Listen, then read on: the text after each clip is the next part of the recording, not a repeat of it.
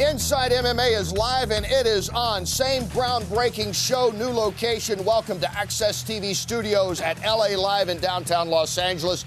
Access TV coming this summer. And Inside MMA, delighted to give you the sneak preview. Welcome in, everyone, to the brand spanking new set. I'm Kenny Rice, joined as always by the innovator of renovators, Bas Rutten. And that was it. All weekend, hard weekend, no family, no nothing. I was working here, cleaning everything up. Of course not. You know, of course, these great people here behind the scenes made all this happening. Unbelievable. We're tearing up. It's so emotional already. Some old friends helping us launch the new location and the new set. Josh Barnett fights Daniel Cormier finally in this Strikeforce Heavyweight Grand Prix finale in a matter of days. Welcome back. Matter of days? Okay, May the 19th. It's a matter of days. Yeah. Yeah, I suppose. Semantics. You want to get we'll get into semantics as always with you, Josh, as always. He's one of the funniest guys around. A legendary broadcaster, UFC color commentator Joe Rogan is back with us. Joe, welcome back. Gentlemen, thank you. And he is the voice of HDNet Fights, play-by-play announcer extraordinaire Michael Chavello is with us. Welcome back. Good to be here. Kenny and Bas. That's you, buddy. Back to you. Thank you, Michael. Okay, a lot of big talk right now. A lot of big things happening. It is unprecedented. Keith Kaiser, executive director of the Nevada State Athletic Commission, told us this afternoon this is, quote, relatively new, this random drug testing program. As you probably know by now, UFC heavyweight contender Alistair Overeem is the first casualty, soaring beyond the acceptable level of testosterone in a surprise test last week.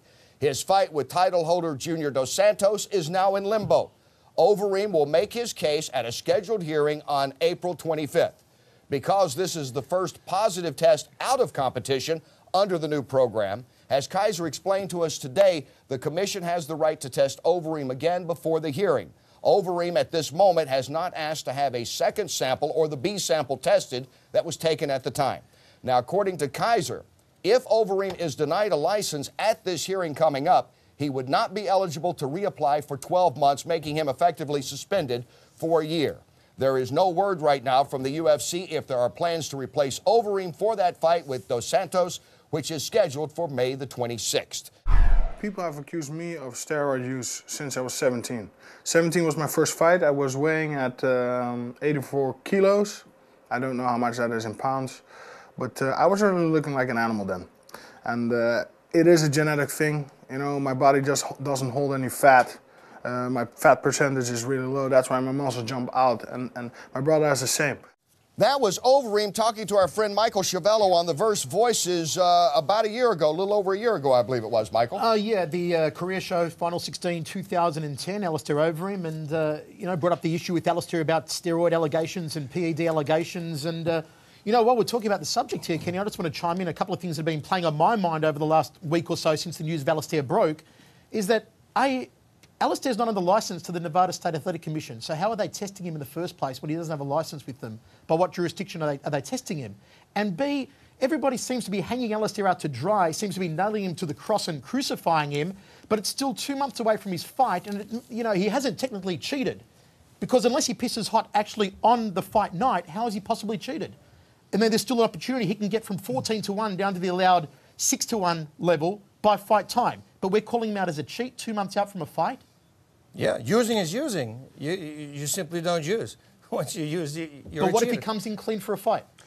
How is he Yeah, but cheating that makes on the no night of the fight? sense. That's why they're the random drug testing. That will make no sense. Then you make it suddenly okay for steroids to be there. And wasn't part of the deal when he finally got the clearance after all the hubbub that went over, Joe, when he was getting ready to fight Brock Lesnar, that this would be random testing with the license that he was given on a conditional license in the first place. So I don't know. All this is a messy situation, but there's been a messy situation over Alistair for a long time. It's almost like you're conceding that guys are using. They're going to use, and you're almost giving them like an out. Well, I mean, who's to say? You talk to most of the fighters, and off the record with most of the guys will tell you that 99% of the guys out there are using. But fact is that... Wait. Hold on. This is a big number. This is an astounding 99%. I've been told by, I'm not going to name fighters who I've spoken to, but have said that most 99% of guys are using at least something. And those are fighters who got caught, right? You talk to me. Because that's the way they're justified by saying other people do it do it as well. I got Alistair, like Overeem fans now tweeting me, going like, "Oh, but you used yourself." Never, ever in my whole life. Bring a lie detector in. Let me test. It's for losers what I said. Can't look at myself in the mirror if I would. Not.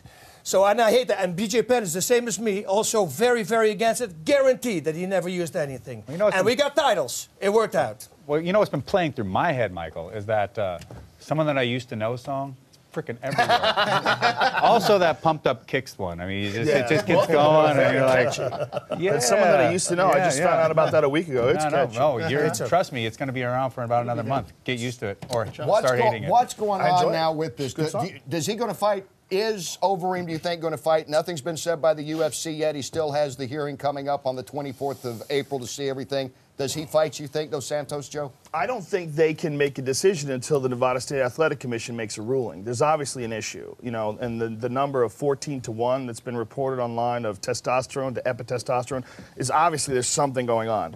If there is a logical explanation for it that we're not aware of, you know, he has his chance. He has his hearing, and you got to let the man talk. I don't know what happened. I don't know. I have no information other than what you guys have. That's a crazy level. I mean, that's the level that a 16-year-old boy watching Bikini Destination on HD Net would have. If he was on roids. Once you get past that, you know, who knows? But I don't know.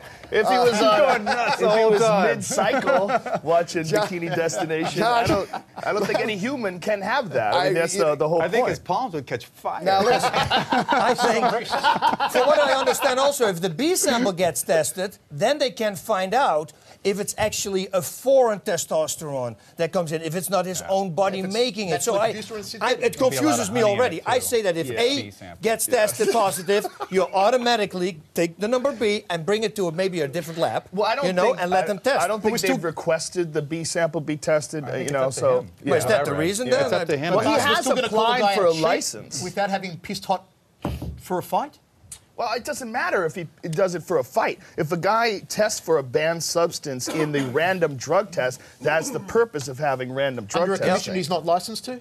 Well, that's where it gets questionable. Well, that's where it gets tricky. Getting ready for a fight, so maybe that's how they rationalize their ability to test him and having it count and towards his licensure and also the upcoming fight, which will occur in Nevada. I think that's likely what they're using. Well, there's also, there's you're issues right. about his last test. You understand that he missed one of the random. It wasn't random, but it was scheduled tests. So he had to do his test overseas, and because of the fact that he missed it, then they developed some new protocol with him where they had to set up some tests. this is almost like the addendum to the rule, is it? This is almost like the Alistair rule because they had to have the conditional license for him. He had to take the test over there. He comes over, gets it's so ready to fight. difficult, you know, in Alistair's behalf to pee from overseas. I mean, I maybe 3 feet if I've been holding it a long time, maybe a little farther. Me with my prostate, not anymore. Now, you know now I must ask you, a witty, talented one.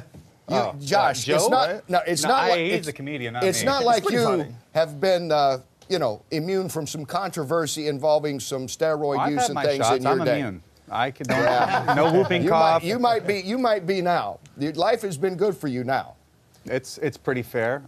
You know, Steak and BJ Day, that was great, I'm sure. But I mean, as far as Overeem coming back on this. Oh, right. As far as the cloud that hangs over any fighter who is tested. You know what the positive. biggest thing about it is that What's the there's a major fight, and everybody is really keen to see this fight happen. He's got a lot to deal with now in terms of all the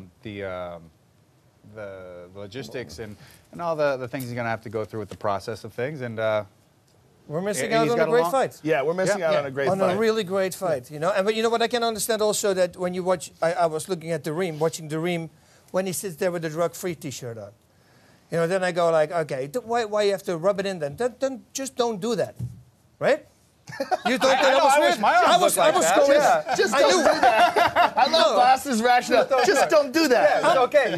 You're like the anti-Nike. No, I'm just watching. I'm watching it because we're going to talk about it. So I'm watching the episode, and I'm like, whoa, what's going on? Right. And suddenly I see that T-shirt. I go like, whoa, dude. For those of us without abs, we're upset. Well, We don't when want you're abs in our face. 260 pounds of solid muscle, he probably does that just so people will shut up. You know, if you come up to him with a drug-free shirt on, at least for that day, he's not going to give any questions about what are you doing, man? Like, how did you get so big? Well, now a big fight coming up as we will move along from that to Josh Barnett's next opponent, Daniel Cormier, May 19th. A matter of days, or some would say weeks. You would? A few, anyway. Fighting in the World Heavyweight Grand Prix. Cormier told us recently about this matchup. Josh has got great submissions, ankle locks, knee bars, very good on the ground, very tricky, crafty veteran. But, you know, with the short amount of time that I've been doing mixed martial arts, I'm always going to be at an experience disadvantage. You know, so I'm 2.5 years in and I'm fighting a guy that's been fighting since '97. So I've got to just put in the extra work a little harder, and make sure that, that I'm prepared. So we had both guys on, and you guys were like the nicest guys getting ready to fight each other. As Cormier was saying, you know, he only has 2.5 years experience. He looks at this almost as an honor to get to fight you for a championship already so young in his MMA career. And you say? Well, I realize that, you know, we're good friends. He's a good person. I'm an asshole, but whatever. I mean, he's looked past it.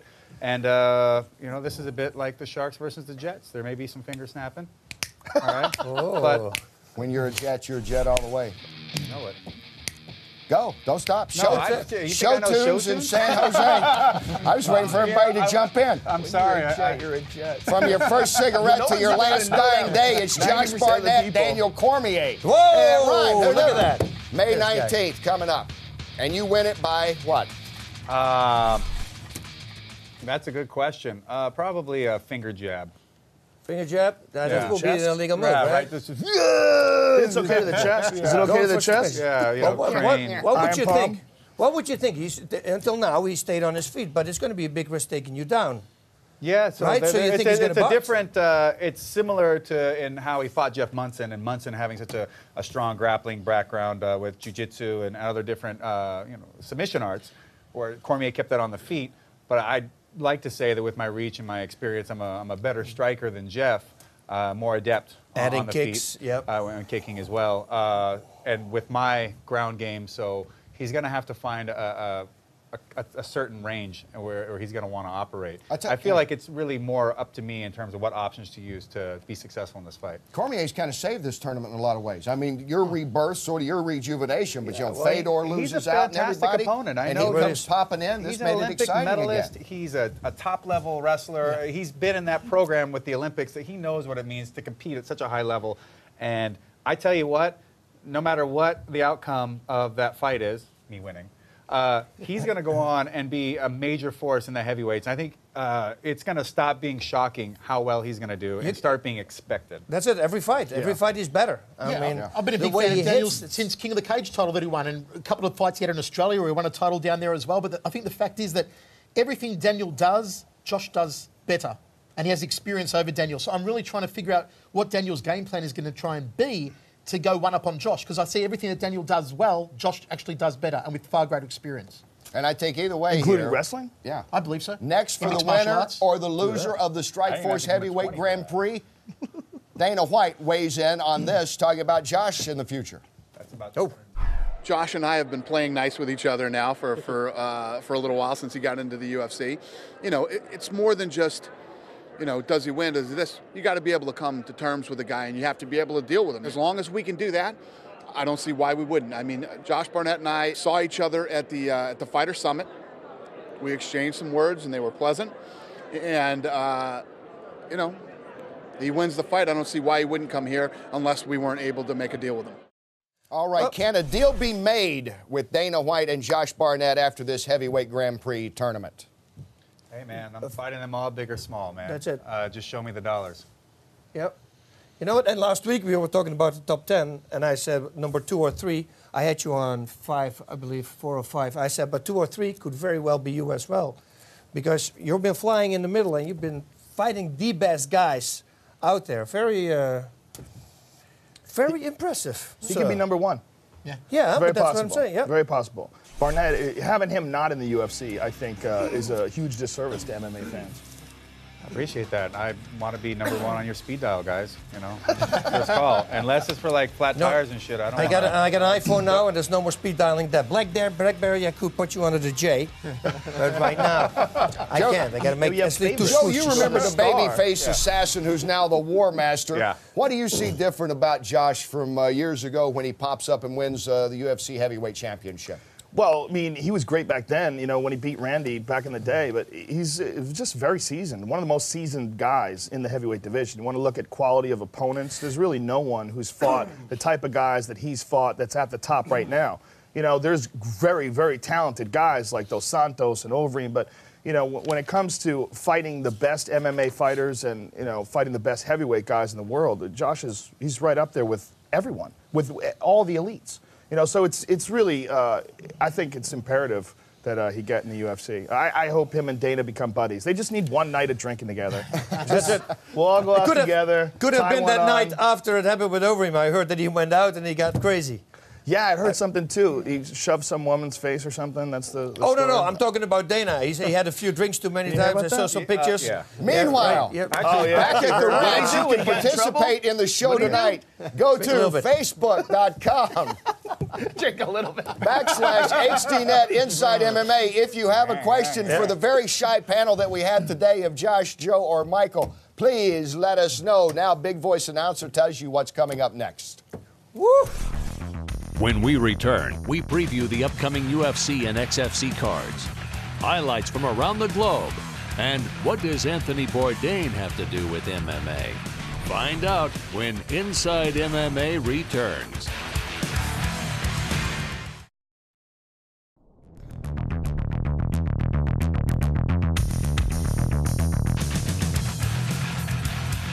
Welcome back Inside MMA live from Access TV Studios at LA Live in downtown Los Angeles, our new home for Inside MMA here on HDNet. Soon to be Access TV this summer, but we'll still be here. Same names, Kenny Rice, the legend that is Bas Rutten. Yep, that balcony you saw, that's where we are, right here. If I would jump right there. If you come to a Clippers or Lakers game, you're over here at Staples, we'll probably lean over and wave to you sometime over the next couple of 3 weeks. Yep. Josh Barnett, Joe Rogan, and Michael Chavello with us. Guys, let's jump right in and talk about coming up the UFC fight that's going to be one I think people are getting kind of interested in. Gustafsson's on this great roll. He's fighting Silva.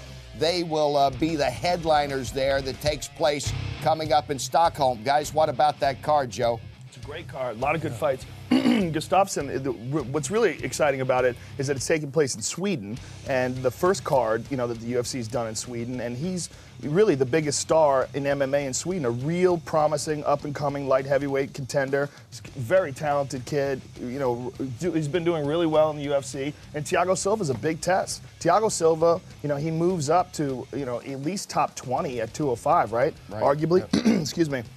And, you know, Thiago is very experienced, dangerous striker, real good ground game, Brazilian Jiu-Jitsu black belt. He's a real solid veteran. So it's a big test for Gustafsson. I think it's an excellent fight and a great headline. Yep. I think Thiago, not having fought for a long time, it's going to be a huge test, as Joe said, especially since the fight's in Sweden. He's got to change time zones drastically, got to change climate, change food, hop into the cauldron of fighting Gustafsson, who's won, his last 4 in a row? I mean, in the guy's own backyard? That is a tremendous odds stacked against him to try and win this fight. Yeah, I don't know if the odds are stacked against him. I think I would disagree with that. He's a beast, man. Yep. When you look at what he did to Brandon Vera, when you look at, you know, what he's an animal, this guy. Had Rashad Evans in a lot of trouble, and he was Gustafsson's a beast fighting as well. with a back his last injury. 4 opponents collectively in like 19 minutes. Right, but the level of talent that Thiago's faced in fighting Rashad Evans, you know, and fighting Brandon Vera. The fights he's supposed to lose, and been stellar in them. The long break between fights, though, like 14 months, how's that going to affect him? What he's doing in the off time. I think him and Hector Lombard punch each other in the face when they wake up every morning. So I'm pretty sure Hector punches himself in the face when he wakes up every morning. Well, you know, that's how he starts his day. But I heard that him and Thiago actually spar quite a lot. It's a tough fight. I wouldn't say the odds are stacked in Thiago's favor at all. I think it's a pick'em fight. Yeah. UFC goes to a lot of places. Here's where they have been right now, or they are coming to soon. You know, as we talk about the international expansion. Plus, Bas, it gives us a chance to pull out the big map. And where are we going, Kenny? Well, right there, they're all going over the everywhere. place. Look at them, where they've been and where they're going soon. Where's the UFC flag in Australia in the middle of the desert? There's the bush and all over. Why is it in Alice Springs on Ayers Rock? It is. Nobody in America knows. Should be over in Sydney, over to the right. Holland. Not in Holland. You know why we did that? That's the only Outback Steakhouse we could find in Australia, so we just planted the flag. You know what, I've got to say But that's one thing, us crazy Americans. On the fights in Sweden, Bas, you may remember for a long time, and I think even till recently, Muay Thai was actually banned in Sweden. They weren't allowed to have Muay Thai fights. So I'm really impressed that UFC has gone in there and doing a UFC in Sweden now, given that for many, many years you weren't allowed to fight Muay Thai in Sweden. You know, but because they probably did the homework and found out that it actually is safer than Muay Thai. And in Holland, it's not the case. In Holland, it's a big story because in England, were these kids, 6-year-old kids, who had a grappling match in a cage. They were cage fighting, and it was big news all over the place. And those cage fighters, you know, everything is, it's unreal. It's a shame because Thailand as well. It's such a great fighters. Right. You know, and they. Now, the Thailand's more the government thing, though. Yeah. Sure, the government and the military runs Muay Thai. It's a national art. They're not going to let the UFC mixed martial arts in Real there. 6-year-old cage fighting, they don't put that out there on the internet. No. I mean, I wouldn't. I don't have a news crew come to mind. No. No, I mean, Would you watch it though? watch it. I'm the promoter. Well, you watch it. Are you kidding me? You're kidding. It's another bug for him, of course. You're all Well, the over good thing that. about kids learning martial arts when they're young is they really can't do concussive damage to each other, so they learn how to fight before it's ever really dangerous. Yep. It's actually good to learn when you're 5. 4 and 5, it's a good time to learn because they just sort of pity-pat each other and they learn techniques, and then as they get older, once they can actually do damage, they already have experience in competition, experience in delivering the techniques correctly before their muscles develop.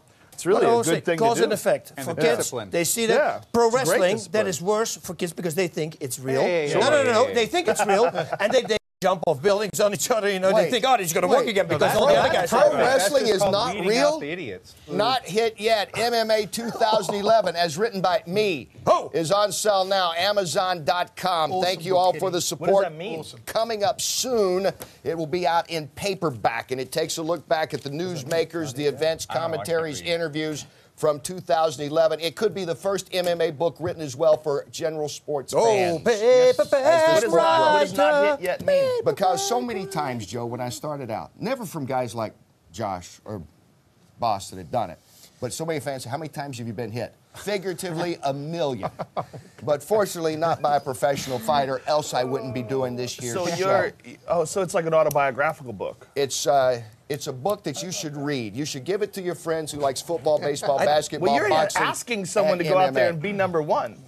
You're asking someone to be the first guy. You're putting it out there. No, on the you're internet. not. You wouldn't be the first guy to buy one. like that. But Not feel free hit to. yet. Not hit yet That's how on many jokes did you tell Amazon.com. Joe's show? Thank you all Everybody for in the the support of it. We'll be right back. 17. Coming up, Inside MMA goes across the pond for more highlights. Felice Herrig's return to the XFC and Anthony Bourdain's adventure into MMA. When Inside MMA returns.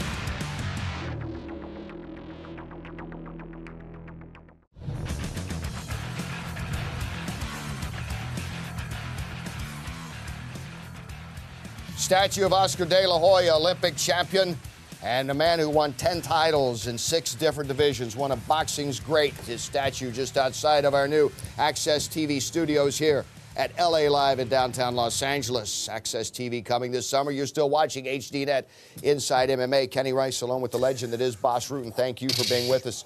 I like the new digs, don't you? Yeah, love it. One of the new things about it, the mobility. In a matter of seconds, Bas Rutten is going to get up from this chair, walk about 10 feet to meet up with Joe Rogan in the cage. Go get him. Okay. Go. All right. All right, Bas, Check we it know. UFC champ, right. pancrase There you champ, and you go. probably know Joe as well. Brown belt in Brazilian Jiu-Jitsu, black belt in Taekwondo. All right, experts, do something. All right. Well, many times when we do our job, there's these moments that you're going to go like, whoa, wait a minute. You can escape so easy. Or there's a certain kick or a certain punch that they don't do. What is one of those moves? Well, there's for a you? certain technique, if you lie down here, there's a certain technique where you can take the back, where a guy is stuck. If a guy is trying to get the mount, oftentimes they will get a foot stuck. Now, normally what guys do is they try to get this foot free. So what they'll do is they'll try to control the body like this, and they'll push down with the instep and try to free this leg up and get the full mount. But instead of doing that, there's a way to take the back from here. As he captures my foot and tries to keep me from mounting, what I do is what's called the lockdown. And from here, I triangle the back of my knee with my left foot, and then I put my right foot down and catch it on his leg. securing his legs in place. Then what I do is I put this arm under his armpit, and I roll. And I take his back.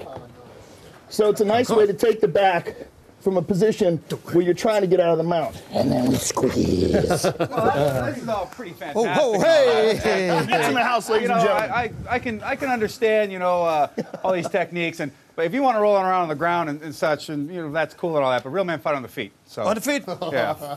Uh-oh. So what do you like? well, so let's say a guy like he throws a punch at you. Other hand. No, that one's better. Okay.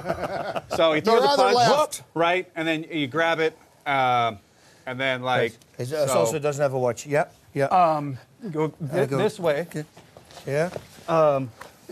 And then, goes in the back door. Kind of. Exactly. And now when you're here, what you do is you just simply unhook, roll out that way. And you got it in for a toe hold, up to the side. And then. That's it? Yeah, that's it. That's the stuff. That's what he's made of. Wow. Hey, remember I put him maybe possibly number 2? Let's put him on 12 again. You got it, boss. Wow. Let's pull out the big map now. Time for Bama 9, Birmingham, England. Oh, this is Lightweights. Wonder why they call Colin Fletcher the Freak Show. This guy is wicked. Colin Fletcher every time comes out the zombies, and his Muay Thai has improved every fight I've seen him so far, and he stole the show again here a couple of weeks ago at Bama 9 over in Birmingham against Jason Ball. This was a tough fight, and Jason Ball's done a lot of boxing training recently, had some boxing contests, but Fletcher just outstruck him on the feet for 3 full rounds. Fletcher taking control of this, as seen on HD now. He uses his reach so effectively, his knees, sits behind a beautiful jab, throws a straight right cross down the centre corridor, and big things are being mooted for Freak Show. He is awesome. You know what, too, Kenny? He may be one of the ugliest fighters out there, but his girlfriend is one of the hottest fighters' girlfriends I've ever seen. He should. He goes to 8-1. Kick more with the shin bone just underneath the knee, and then maybe he's going to knock out some people with low kicks. David Round and Jack Murphy. Yeah, Round says you're going to sleep, Murphy, but not so fast. Big smack-talking contest on the internet for many weeks leading up to the fight. Both men promised to put each other to sleep, and you're going to see the ending in just a moment here. This was short-lived, but excellent to watch. That's fast. Yeah, second round. On the internet is, of course, of merit. Wow. Oh, of course it is, yeah. Yeah, Murphy gets the win, his 4th, and now we close it out. This is the middleweight championship. Tom Watson and Jack Marshman. Again, 21-year-old Jack Marshman was undefeated before this contest. He works for the Army as a parachuter in the Royal Brigade. Spinning back elbow there from Tom Watson was the beginning of the end. Ground and pound here you're going to see from Kong is brilliant. Look at the way he just fillets the face of Marshman with these elbows, cracking to the orbital bone. And, Watson's a guy, I want to see him get a crack in the UFC really soon. Like, he's stepping up. He's got to go against some more quality opponents, but he made mincemeat of Marshman in a very short time. Watson, even in slow motion, looks good. Gets the middleweight championship, goes to 15-4 with that victory over Jack Marshman. Yeah. His face looks a little bit like Joe Warren, doesn't it? Yeah, I think Tom's like 30 years old, but he looks about 48. Yeah, well, they don't use a lot of moisturizer. They do not use moisturizer in the United States. All right, Felice Herrig will be fighting XFC 17 live here on HDNet, your home for MMA. That's coming up this weekend. Ron Kruk now reports on how Herrig has been making a name for herself. After a decade of racking up multiple kickboxing and Muay Thai championships, XFC flyweight Felice Lil Bulldog Herrig 3 years ago decided her next combat sports challenge would be MMA.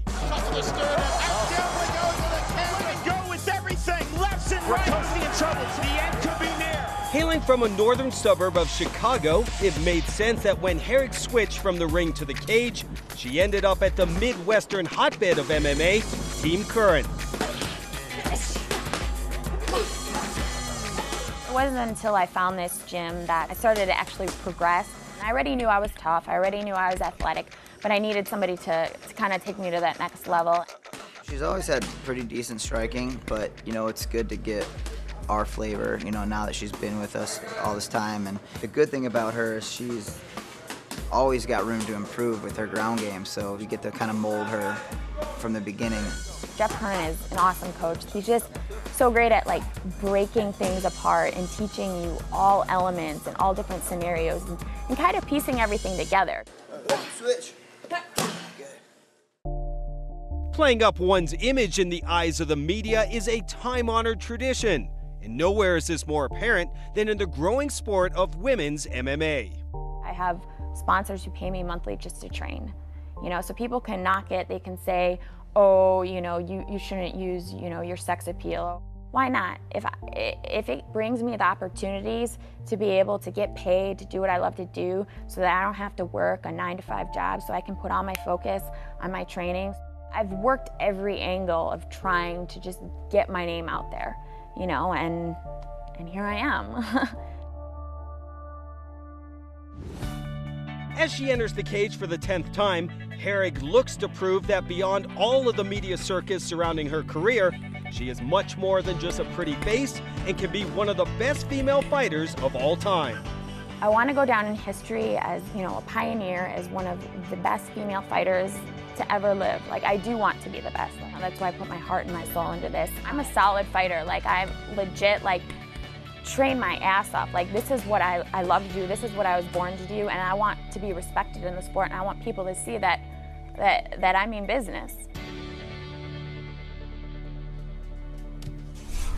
She gets down to business Friday, Jackson, Tennessee.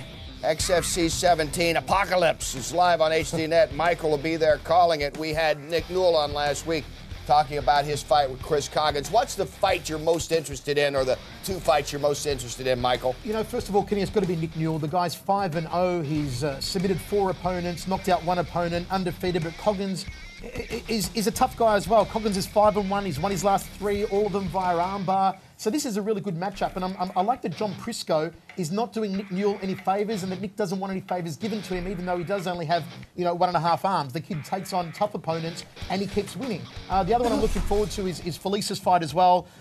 You know, Felice is a well-credentialed Muay Thai stylist. She needs to find some consistency. I think she's like 3-2 in her last 5. She lost to Carla Esparza, fantastic wrestler last time out, and you know, this time taking on Patricia Vidonovic, who's I think 5-2 is her record. Comes off a decision loss to Jessica Aguilar last time. So both women need to get a win on the board here, which makes it a big weekend in Jackson, Tennessee next Friday night. I'm looking forward to it. And Eric Reynolds is always entertaining. That's going to be great against the Santos. Wow. That's my XFC rap. Okay. There we go. I was just waiting to go. Okay, thank you, Michael. That's nice. Now I want to see it. There you go. He did his block. That was it. Gonna watch it. Thank you, That's Michael. Great. Newell is crazy. I like Newell. Isn't Nick he Newell awesome? is Fantastic. awesome. And the fun part is that now, because he's beating everybody, now they say it's an advantage to have a half arm. I go, dude, really? Come on, can't pull, can't grab. I mean, it's unbelievable. But that is because he's so really good. And he's become a YouTube sensation. That YouTube clip of his last fight here on HDNet against Hernandez has gone nuts. Almost like 200,000 views in a couple of months. It's awesome. The kid's a super nice kid as well. Really smart, very eloquent, great for the sport. And like I said, I like the John Prisco and the XFC keep stepping up the level of his competition. If he keeps finding such success, and you know his YouTube count keeps going up, I mean, just start looking for practitioners, start cutting arms off left and right. I knew you were going there. I knew you were going there, And sadly for all of us, Josh, you actually did go there. Well, you know, one thing I got to say is Felice Herrig is a fantastic fighter, super tough. I trained her for a fight before. She has an incredible amount of guts within her, and I think even still, she has quite some time to develop even all of the potential that she... And the marketability of Felice is Very incredible. athletic. You saw her in that video. To me, she reminds me of, I don't want to sound the wrong way, just marketability-wise, a young Britney Spears. Like a young Britney Spears in mixed martial arts before she got all screwed up in the head, you know? Yep. You know, she's But gorgeous she's back. looking, fantastic Britney's back. She skills. had a My great Britney all messed up, You man. like the messed up Britney, don't you? The shaved head and the you know cigarette what? hanging out of her That mouth. chick would be a ton of fun out on the town. Anyway, now, we're going to move on. I don't need it to get it together. All right. We're going to take a look back. Joe Rogan, this is like your life. As we take a look at, this is your life right here. We're going to put up the Joe career right there. How dare you? UFC came about in 2002. A lot of people know, but then again, a lot of people don't know. How did you get on with the UFC 10 years ago? I actually worked for the UFC in '97. I started at UFC 12. I was the backstage interviewer, the post-fight interviewer as well. I did that for about 2 years, and then got crazy. It was the old days of the SEG UFC and a lot of flying around on propeller planes and stuff. And then when Zuffa bought the UFC, I became friends with those guys. I started going to events, and one day Dana asked me to do, it was the UFC 37.5. He asked me to do commentary, and that's what started. You know, I had no aspirations to do this whatsoever. It just was something that sort of came up. Yep. That's something. Your stand-up work. Hey, wait, okay, we got this picture of you and Chuck Norris. Well, I don't know why are we together there? That's weird. Why are they together there? Why are they together there? I don't know. You know what? Because what, Josh Barnett gave us that picture? Out of all the photos on the internet, he didn't do that. Where did we come up with this? I don't know. Where did that picture come from? I don't know. Where did this come up? It was on the internet, so it had to be true. Oh, there you go. Wow. Actually, it was at Ernie Reyes Senior's World Martial Arts Academy, where I just happened to be giving a seminar to his black belts. And there was a huge matted poster thing with all this black belt, I don't know, Hall of Fame covers, Grandmasters, hoo-haws, poobahs, Joe Rogan. Powerful. And I saw, holy crap, there's Chuck Norris. Oh, look, it's Joe Rogan. With tie trunks on it, no doubt. But he looks very fierce right now. And he was standing right next to Chuck. I go, oh, yeah, this is too good. One of the highlights of my life, I met Chuck Norris, and he knew who I was. Gave me a big hug. I was like, wow. That's cool. Give me a hug, He only gives Chuck roundhouse Norris. kicks usually. And then a That's fist what I popped hear. out of his beard and knocked you out. This show could use some editing. I don't know if you really want to go live every Believe week. me, when they watch the 8 o'clock Pacific version, it will be. Oh, wow. Kenny just said that with authority. I just said it. Hey, Chris did you Cyborg say about Santos, drugs? she's taken on some authority here. She appeared before the California Athletic Commission earlier today. She's appealing her suspension. She asked for a reduction in hopes that she could get back and fight in Strikeforce sometime this summer. And sometimes when you get desperate, you name names. She did today. She said it was her former trainer, Guilherme de Silva, that was the guy who gave her the source of this, quote, weight loss substance that Cyborg claims is the reason she tested positive after her last fight in the first place. After some deliberation, the Athletic Commission said, no, we're not buying that. The one-year suspension is still being upheld by the commission. And while the suspended Nick Diaz awaits a decision on resuming his MMA career, he will be competing at the inaugural World Jiu-Jitsu Expo. That's coming up in Long Beach, California on May the 12th. No opponent has been announced at this time.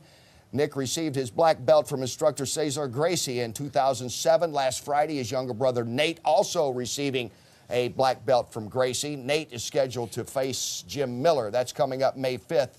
On the UFC card. That's a great fight. Yeah, that will be a good fight. I love that fight. 3 Canadian MMA promotions have gotten together, probably to challenge the one that rules it up there, the Maximum Fighting Championship. Aggression MMA is Armageddon MMA and AX Combat. They've all merged to now be called Aggressive Fighting Championship. And they plan... We need more names. Aggressive Fighting Championship plans to hold between 9 and 11 events across Canada in 2012. They told Inside MMA they will expand into the U.S. by 2013. Boss, you wish you were in the room when they made that name up? Don't you, though? I told him. You told What'd you say I to know him, this, boss? I got I that. said, who made that name up? He said, I did. If you were in the room, though, and they said, we're thinking Aggression Fighting Championship. What do you think, boss? Yeah, I got it. They never just say, you know what, how about really good fights? They never have that for a name. You need a name, man. Really good fights. You can't patent that. All right. And welterweight Thomas Denny told Inside MMA exclusively that he suffered a torn rotator cuff. He injured his arm in the first round of his recent fight with Caro Parisian on March 31st, and then later on in the third round, he tore the rotator cuff. The 13-year veteran Denny, who's had over 50 fights and fought some of the top names around, will undergo surgery on Wednesday to repair the damage. We certainly wish him well and a speedy recovery. You can't trademark that stuff. Where did him and Caro fight?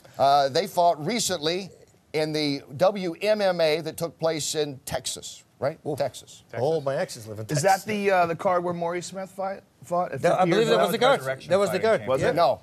Nope. Was a different No, card? that was Resurrection. Appropriately, Maurice fought at right. Resurrection. Now, that was a I good watched it name. online. That was, oh, man, I was loving Man, it. how And cool is after that? sparring Bo for so many years Uh-huh. up in Seattle, and when he gets this little grin on his face, I'm like, oh, this is going into a whole different territory now. Yeah. He's got this guy so pegged, his rhythm is. I just got giddy sitting behind there, and when he just stepped off with that right high kick. It was amazing. He Yeah. he turned back the clock. He really did. He looked great. He looked And at awesome. 205 for the did. first time. Yeah. Really Fantastic. impressive. Very impressive. And you know, a lot of newer mixed martial arts fans that, well, not newer, that remember Mo as being a former UFC champion, turn back the clock even further. Go on YouTube and check out when he was the undefeated WKA World's Heavyweight Champion for like a How record much YouTube 11 do you years. watch? Yeah, and when he got into a 11 brawl with years. Peter How much Schmidt YouTube in do the you middle of the watch? And he ring. fought Stan the Man Longanidis. He's an absolute war in I had the Australia best, as well. I had the best scene with him ever. I kicked him in the head.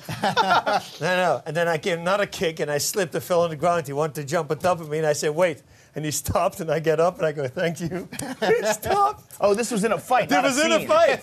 This was in a real fight. I just go, wait. And he stops, and I get up, and I go, thanks. Oh, that's ridiculous. All right. And you're against cheating. I'm just asking. Moving on. You were just asking. Anthony Bourdain. Request. From the kitchen to the cage, perhaps. We'll tell you why. Your Facebook questions, but first, America's Navy, salute to victory.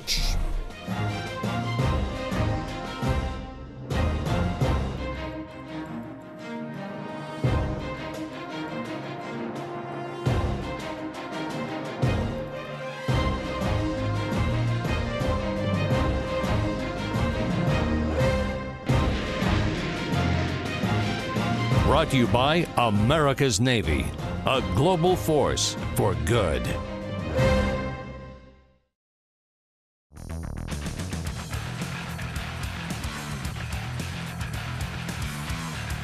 Welcome back Inside MMA on HDNet, soon to be Access TV coming this summer. A lot coming on, and we welcome you back in. I'm Kenny Rice. As you know, we have always tried to keep up with those a little bit off the beaten path in this world of MMA in 4+ years. We know Anthony Bourdain's always going off the beaten path. He is very much an adventurous when it comes to finding great food. Well, his wife, Ottavia, is very adventurous when it comes to a sport that we all enjoy. Anthony Bourdain, celebrity chef, best-selling author, professional tour guide. Ottavia Bourdain, mixed martial artist.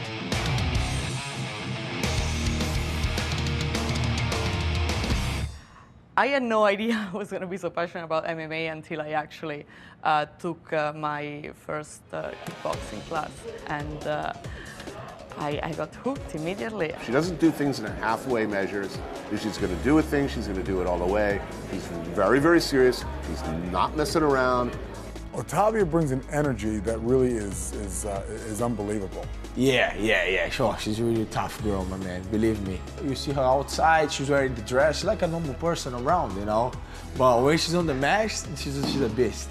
I kind of like looking around a dining room in a fancy restaurant thinking, you know, my wife could kick the shit out of anybody in this place. She made an immediate impact at Renzo Gracie Jiu-Jitsu. And for the safety of the other women there, Ottavia was asked to train with men only. The girls won't even touch her, you know? They won't.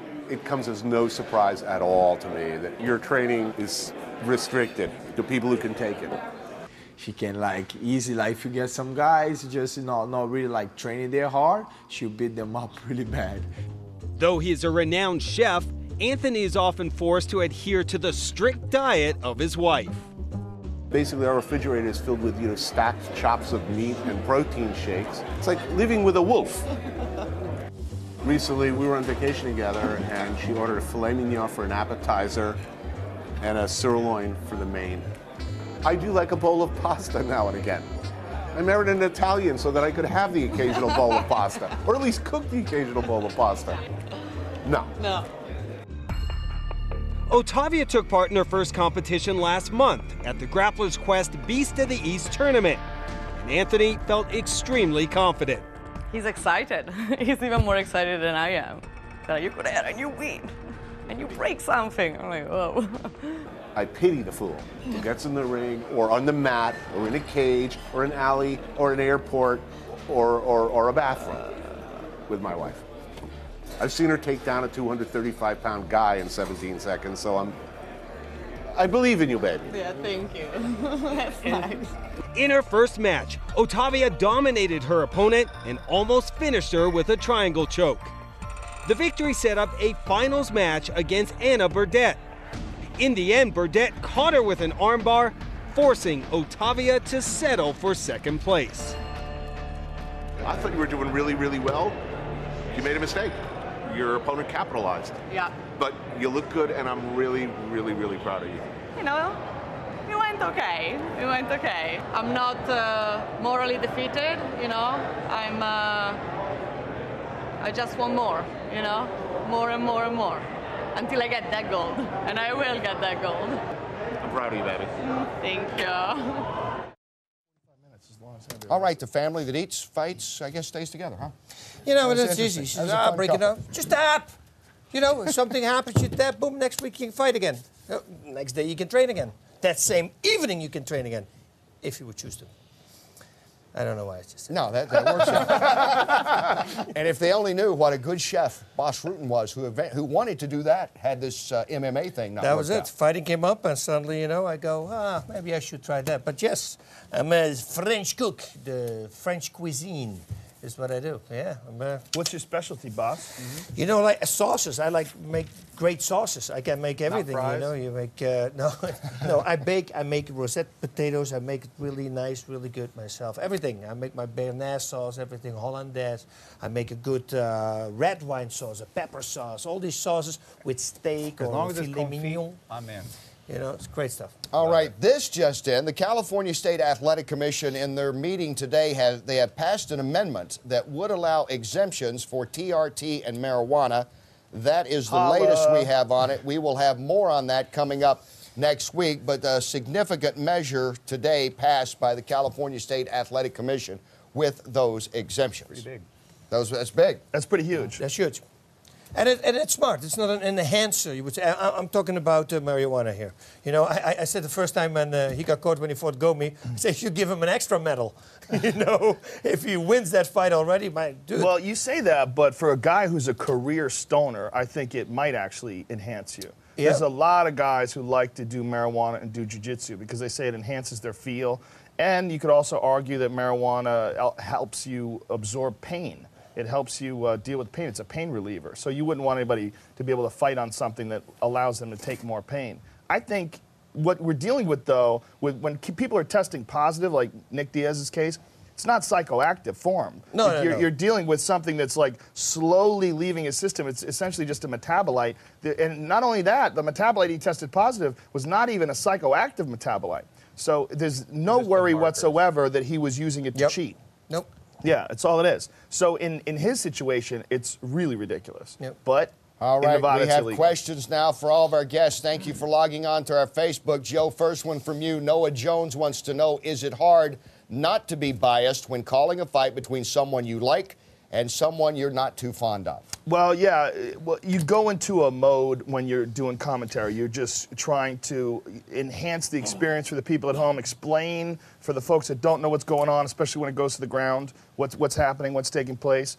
But no, I wouldn't say it's hard because you just go into commentary mode. I'm always pretty cognizant of it. I try as hard as possible. You know, we're human. You know, we make mistakes or we favor one thing or another, even subconsciously, but I try very hard to be as objective as possible. That said, there's not a lot of fighters I don't like. Like, I've never had, like, to call a fight with a fighter that I was, like, hoping lost. You know, it's never happened. Josh, second question is for you. Can you explain exactly in 15 seconds what catch wrestling is? Adam wants to know. Okay, catch wrestling. Jiu-jitsu directly translates to the gentle art.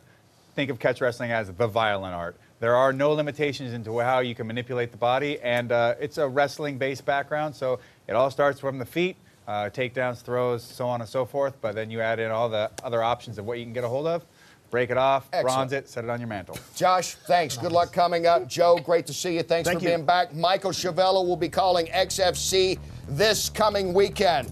Thanks for watching us. We'll be back on the new set again next week. I'm Kenny Rice. I'm Bas Rutten. Godspeed, everybody, and party on! Rally from